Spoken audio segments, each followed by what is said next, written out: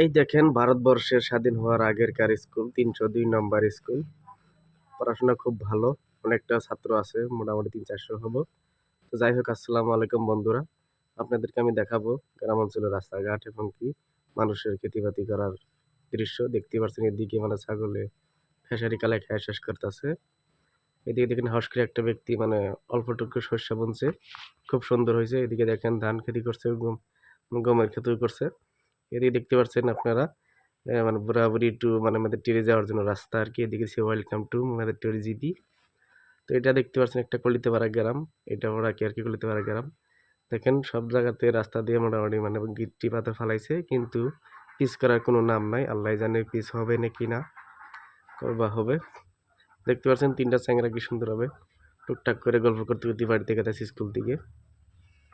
এটা হলো কলিতাপাড়া গ্রামের মানে লাস্ট বাড়ি। দেখতে পাচ্ছেন কি সুন্দর গাড়ি চলাচল করতেছে। তো যাই হোক, দেখতে পাচ্ছেন এদিকে সুন্দর একটা বুড়া বানা একটা পাগার, এদিকে দেখছেন একটা বুড়া বানা খুরি বানা পাগার। তো আপনাদেরকে একটা বস্তু দেখাবো, মানে ভারতবর্ষের স্বাধীন হওয়ার বহুত আগেরকার একটা মানে বাগান, মানে বাগান কি মানে ভূতের আড্ডাখানা।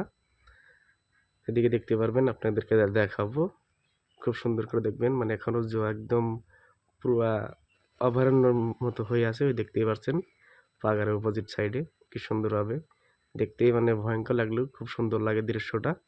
তো এই যে দাগটা দেখতে পাচ্ছেন, দাগে বন্ধু অনেকটাই মানুষ খেতিবাতি করছে, এদিকেও খেতিবাতি করছে। সো আজকে মতো ব্লগে কিনি, ভালো লাগলে বাসা থাকবেন।